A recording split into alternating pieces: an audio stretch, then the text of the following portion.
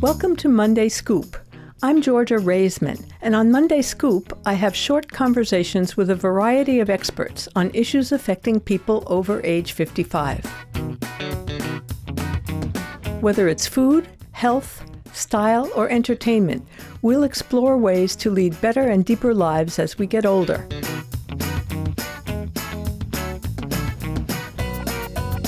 Hi, this is Georgia Raisman and Monday Scoop, and I'm here today with Keith Mansfield, a member of the police department here on Nantucket. We happen to be here on Nantucket, and he's going to talk with me about policing, both here and in policing in a larger sense. This is a difficult time in our country from a pandemic standpoint and from the standpoint of public relations, our ordinary relations with the police. And I'm hoping that Keith, who is a great communicator on the topic of community policing, will help us get some enlightenment in those areas. So Keith, before we start, tell us a little bit about your background, not just how you came to Nantucket, but how did you come to policing? What was your own personal background? Yeah, sure. Well, good morning. I've always known I wanted to be a police officer. There was pretty much never a question since I was younger. I had a police explorer group in my local town where I grew up. I did that from a young age and moved up, went to college for law enforcement, got out, tried a few small jobs related to it, and eventually ended up here in Nantucket.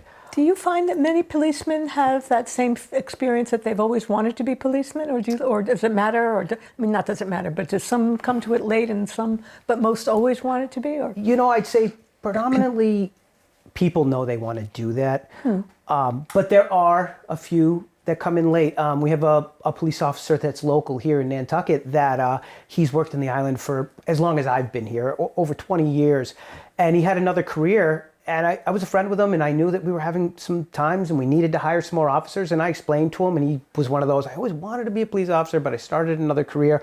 And we just hired him. He's been a great new police officer, been on about a year and a half now. Mm-hmm. And he's about my age, maybe a little bit younger, but he's in his 40s, just starting now. And it's good to have not just all younger. You need that mix of, when you get older, I guess the whole, you do get a little wiser, you maybe slow down and you think about things. We tend to have a lot of younger police officers here. They start their careers, and due to the facts we all know, it's very expensive, we're isolated. They tend to go back to where they're from, or they go to a place where they can afford a house. So to get some of the older people in here, it really is good. But predominantly you're getting a lot of the very young that know they want to be police officer, and they just go for that right away. What's the process of becoming a police officer? It's really not that easy. There's a lot. A lot of times they look for prior either having a degree in law enforcement. They want to have some type of experience. With Nantucket specific, we like to hire people on a seasonal basis before we bring them in to a full-time status. That way you get a feel for them. Maybe they get to know whether they really like it here, or maybe we get to see how they work and what their work ethic is. So it kind of is the best of both worlds to be able to have that. That's how I started a long time ago as a summer officer. They called us summer specials way back then. Now, because of everything that's happening in the world, it's really hard to have that same type of summer police officer, but we have what's called a community service officer now. They're the ones you see downtown. They might do some minor bylaw tickets. They do parking enforcement, so it's a very difficult job on that. I mean, anybody who gives parking tickets, it's tough. Nobody's happy with that. They help us with directing traffic. But a lot of the pools of new officers will come from them. They'll do a summer, 2, maybe even 3.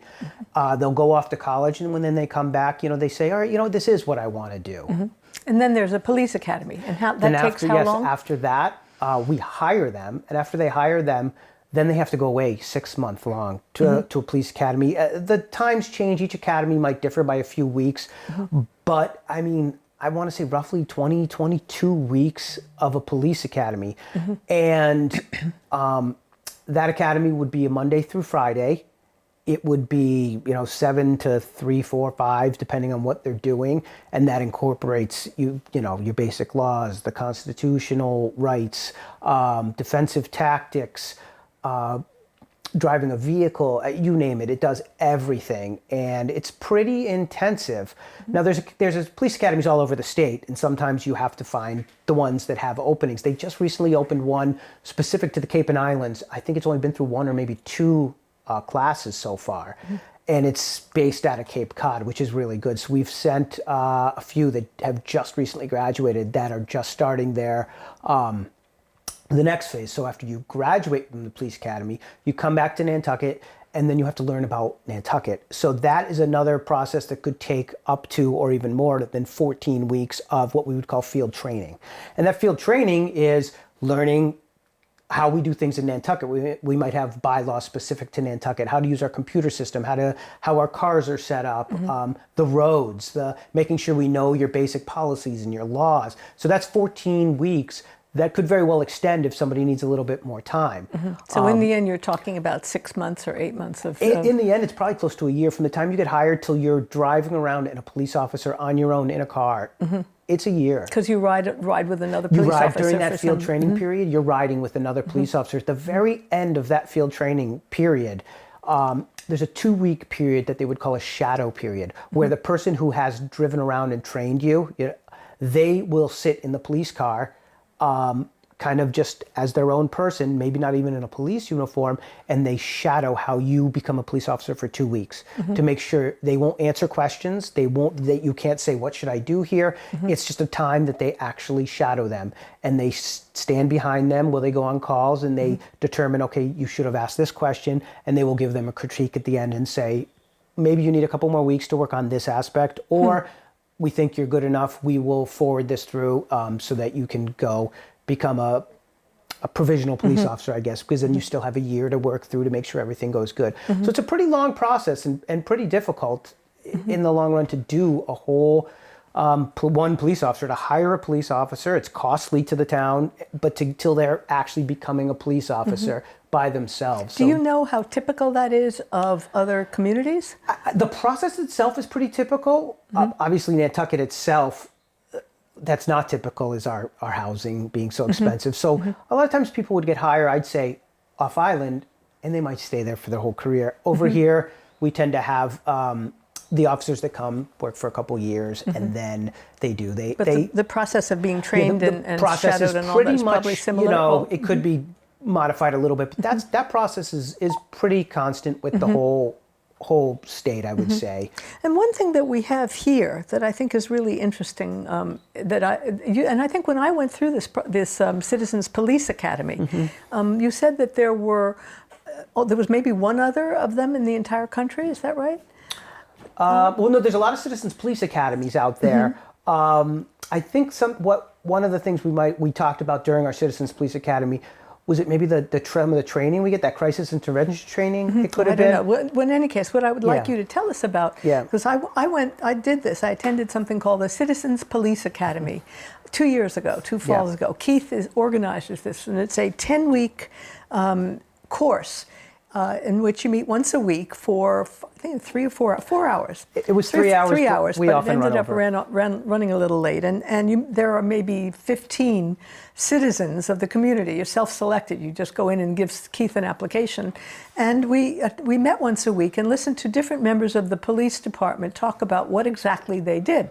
And it was everything from the police chief, who started out with what the fundamental basis of policing is, which is based on Sir Robert Peel in the 19th century, and the consent, basically, interestingly, it was the consent of the governed. The people who give the police their authority are the people of that community.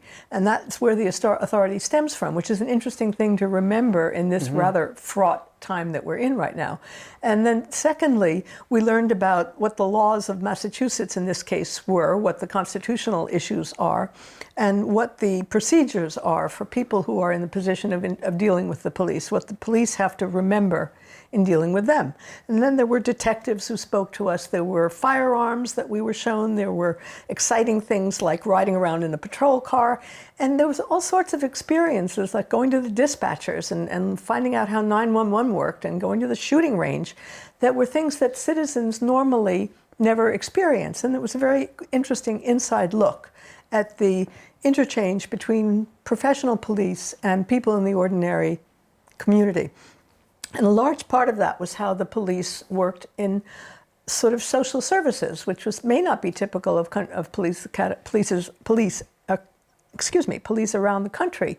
But here, the police have a fairly serious role in that area, which we'll get back to. But the thing that struck me was the whole idea of a Citizens Police Academy is a useful function that I think ought to be promoted more widely, because it gives people an inside look, and it doesn't make the police seem like it's us against them, or there's something other than who we are. It makes you understand how the whole process works and see it from the point of view of the people involved, all different people involved on different levels of policing. So and Keith runs this. So if you can tell us what made you think to start this, or how? Yeah, well, I'd say it must be about 11 years ago. It was myself and another officer who's not working here anymore. We proposed it to the chief, because these Citizens Police Academies are held everywhere around the country. I didn't know that. Yeah, they are held. Everybody does them a little differently. We came up with a basic form of what we wanted to do and how we envisioned it. I think our first one, we envisioned it 2 hours a night, maybe 6 weeks, and we very quickly learned that wasn't even half the amount of time we needed to discuss the issues we needed to. Mm-hmm. And so I've taught over 10 academies now, and what we found out is that each one is completely different, because it's not my academy. I could just sit there and talk to you guys, but it's not what I know about, it's what you want to hear about. One academy class, all they wanted to do was talk and listen to our business agent, Amy Baxter. I couldn't believe how interested they were. She stayed twice as long as she should have, because she talks about the liquor laws and permits and all the big events we have here. Other ones we've had, people wanted to talk about the harbor master and permits that were given out and moorings. So each one kind of moves around a lot. And the whole idea and the whole basis has always been of our Citizens Police Academy here in Nantucket is that we open our doors, we invite you in, and we show you what we do without anybody wanting to, I guess, like kind of force it on you. Mm-hmm. We want to know what you want to know, like what you would like us to tell you. And that's what we do. We go out and we just say, what would you like to learn about this? And a lot of it stems from personal interaction. Somebody might have had a bad interaction and they say, well, why did this happen? Mm-hmm. And that's our whole thing, is to explain to people why we do the things we do. And in some cases, we very well may even say, well, maybe we could have done it that way, because people will say, well, this is what I thought you were thinking when you did it. So I enjoy it because I get to meet every time 15 new people from the community, you being one of them. And it just opens up who I know now in the community. And our biggest thing is we let you do ride-alongs, we bring you to the range, we bring every individualized unit, whether it's the animal control officer, the SWAT team, we bring them in so that you get, by the time anybody who takes the Citizens Police Academy leaves, they should probably know 10 to 15 police officers. Mm-hmm. They should know who they are. They should be able to see them on the street and say, oh, hey, how are you? How's this going? Mm-hmm. We had a little, in the very beginning when we started, it's a very intimidating Citizens Police Academy. I remember people were calling thinking we were going to make them do sit-ups and push-ups and all this stuff. And it was very hard to kind of display and show them this is not what it's about. Yeah. It's a very laid back, we invite you into our police department. And that's what we want. We want you to come in to that setting and see officers walking back and forth. I mean, we give you an ID badge. We give you access to our building on the evenings the class is held. And I think that's the biggest part about it. I don't think we could hold it up at the high school or some places. I think the idea that we hold it in our police department and let these people come in and have a conversation like we're having now, and that's how it is. It's not a lecture. I tell the instructors, when I find people to be instructors for our class, I explain to them, I said, I really only want you to do about 15 or 20 minutes of instructing, and then I want you to do 20 to 30 minutes of questions, and then let it stem off from there, because I think that is what allows people to feel, oh, okay, they actually will learn something. And it's been, I love doing it. I mean, like I said, if I didn't like doing it, I wouldn't still be continuing it. I think, unfortunately, with everything that's happening, we're not going to be able to hold one this fall. It'll be the first fall I've missed since, I think, 2010, maybe, 2011. But, I do have applications. I already have a folder with applications ready to go. When we decide we can do another one, I'm going to get another 15 applicants and start it up again. And Yeah, and I think the people who attend become advocates for going because it's. Yes. We do often. So few people know policemen, and often many people just view policemen as a group that's either alien or scary or intimidating. And this is a way of making it unintimidating and really looking at the group as just people that you ought to know better, and the function is a function that you ought to know better. And when you turn that other side around, it's funny. We've had people take the class that people had a preconceived notion about people in the community that took it, and at the end, the officers have actually said like, oh, they're not so bad, and that's the whole reason about it. We get to show both sides of it, and I tell the police officers, because sometimes we get people that might take the class that I guess you would say they're a naysayer, and we know that, and I tell them, that's the one we want in the class. Right. Those are the ones we can explain. Right. This is the opportunity for you to explain why you're doing what you're doing, so they can sit back and say, "Oh, I never thought of it that way." The same way you can say that to them, and it's really opening up. When you open up all those doors and windows, and when we invite people in, like we invited you in, and just say, this is why we're here. It's a very low key. We're not walking in, and it's not even as structured as people would think, because we want it to be that way. Right. It was very informal and very instructive and fascinating altogether. I like the motorcycles. Yeah. Especially, I like the motorcycle. I think we let you sit on it and take pictures, I did, didn't we? Yeah. I did. I have pictures. I'm going to send them to Dee. Yeah. Thinking about it, though, do you think? How do you think it might help in terms of opening up relationships? For example, we've had these recent issues now on Nantucket, and they're nationwide, with how the police relate to persons of color. And this we didn't talk about ahead of time, so I hope you're not feeling blindsided. Yeah. But it's a fraught issue all around the country, and even on Nantucket, where we wouldn't have thought it was, it's an issue. Do you think we can get more people of color into the Citizens Police Academy? Yeah, I think is the perfect avenue. I think right there is a great avenue.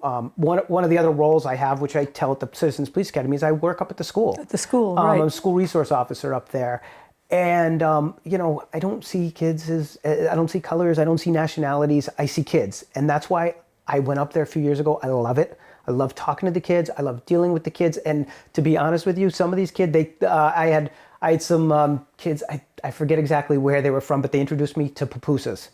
And they would have their mother make me pupusas and bring them in. I'm like, I need to know how to make these. You need to show me like your nationality. I need to learn this. These things are great. And I just wish that we could get all nationalities. I've toyed with the idea, and it's just so difficult. I don't know how we would do it. I've toyed with the idea of trying to do a Citizens Police Academy for maybe our Hispanic community out here. It's just really tough with having to translate or whatnot. But I have these things in the back of my head that I encourage anybody to come take this class. I don't pick people to take this class by nationality, by color, by anything. And I think it would be great if any of the culture, the diverse culture we have here on the island would come take this class. Yeah. I think it would help everybody involved. Because we might get somebody from a different culture that would come in and say, well, this is why we act the way we do, because in our culture, wherever it is, the police do this. And to explain to people that, the police are not all the same way that the police are in this country. Right. And I think it's an education that we all need, not, I think starting with the people in school is probably a good thing, because you're seeing them. Yeah.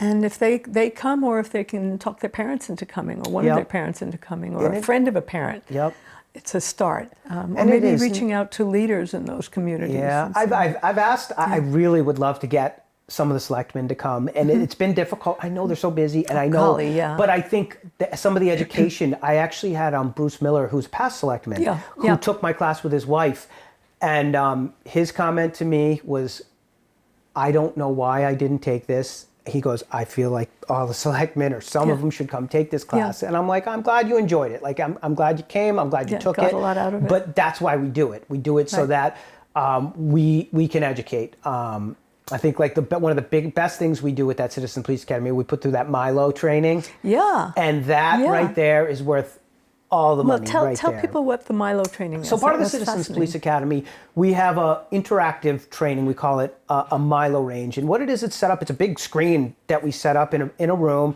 And it's back in the 80s, I think it was called like a shoot, don't shoot. And it's scenarios where we give the people who are going in a police duty belt, and we tell them you're acting now as a police officer, and you might have a taser and pepper spray, and you may have a firearm and all handcuffs and all these things. And they're not real. None of them are real, but they say the taser would have a special beam that would shoot out, battery powered, that would hit the screen and determine where it hit in the screen. Right. Same thing with the pepper spray, same thing with the firearm. So we use this training all the time, but we will put people through scenarios. And the scenario could be nothing happens, but you have to go in and the big board and the screen shows the scenario of maybe it's a car stop, maybe it's you're going into a domestic, maybe it's going into a bar fight, a school shooting. And we let them go through and see these split-second decisions. And I know for us, we use this Milo training, and it just lets you think about all the opportunities and everything. And I know when we put the Citizens Police Academy through it, I know that they really start thinking about, wow, that happened so quick. Yeah. I didn't think that was going to happen. Yeah, and how the policemen have to make these split-second decisions on imperfect information. Yeah. And how you would do that yourself if you were in that situation and you were feeling that you didn't know what was going to happen or who was coming at you and how you respond. That was amazing. That it was tough, and it is tough. I mean, we make decisions. What we say is, there's a saying out there, we make decisions in split seconds that affects people's lives. Yeah. Days, weeks, years, however. Yeah. And it's tough. I mean, nobody's perfect out there. We do the best we can. I mean, we all try. I mean, we all want to go home at the end of the day. Yeah. And it's a tough job. I mean, I've done it for a long time, and it's tough. Every day you don't know what you're going to get. Yeah. You really don't. And that's why I think those ride-alongs that the Citizens Police Academy does, when you go and you ride along with an officer for 3 hours, usually I encourage to go out at night. And for the first time in these people's lives, they get to be on the backside where the police lights are over your head looking at a car that they stopped. And now you get to go and see how the officer goes. So I think it's a good eye-opening experience for everybody. It is. And I wish we could even publicize it even more, because it really is a very helpful way for both sides to understand each other. And that's something we could certainly use these days.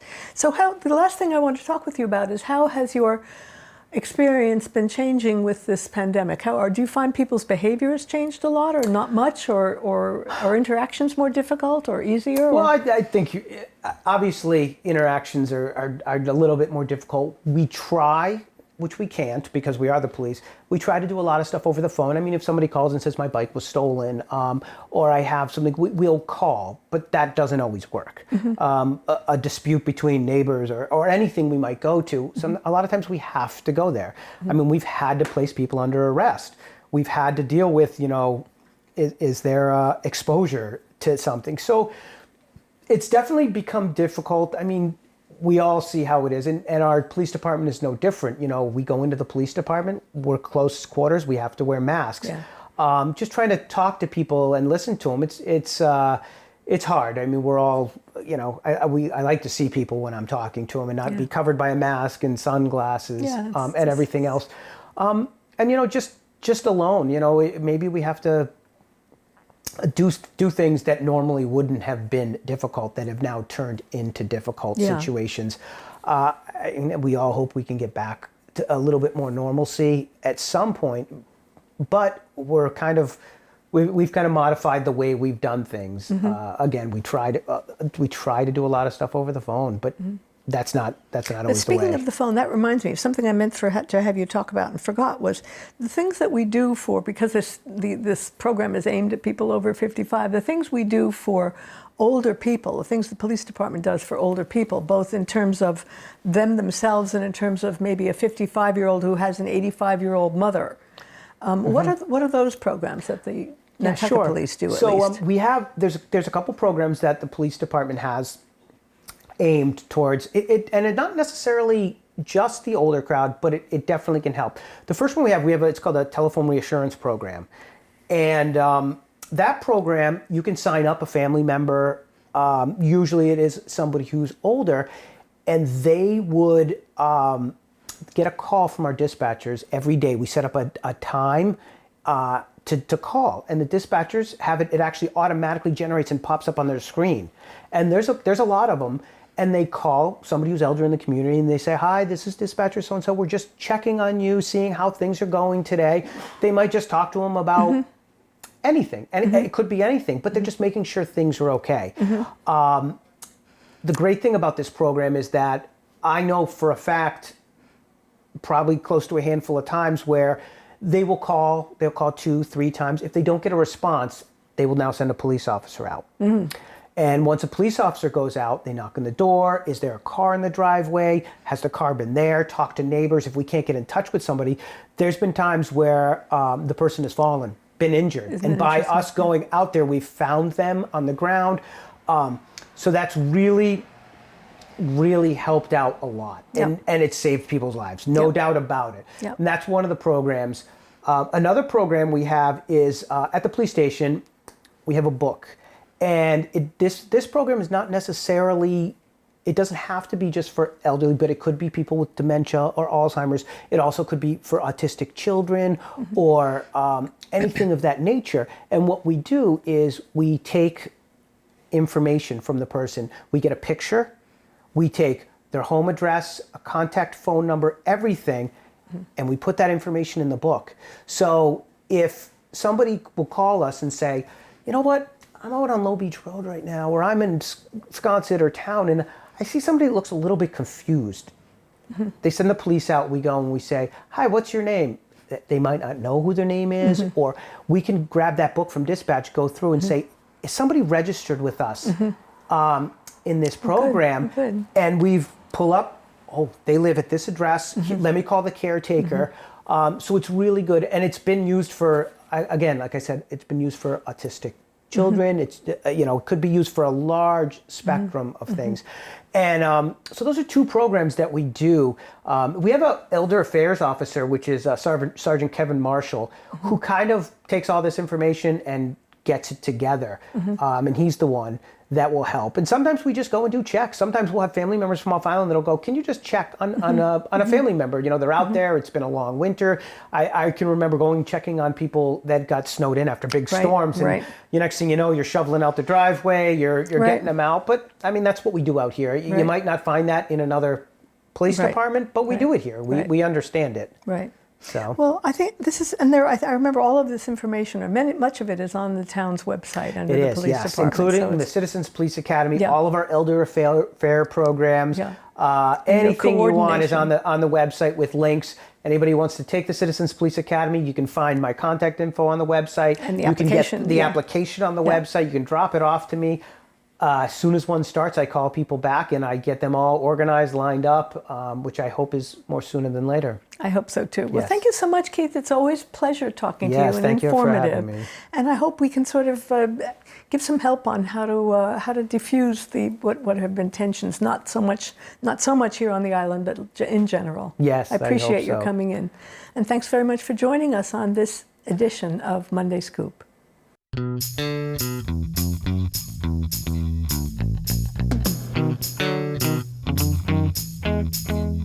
Are there topics you'd like to know more about? Email me at mondayscoop@gmail.com. See you next Monday.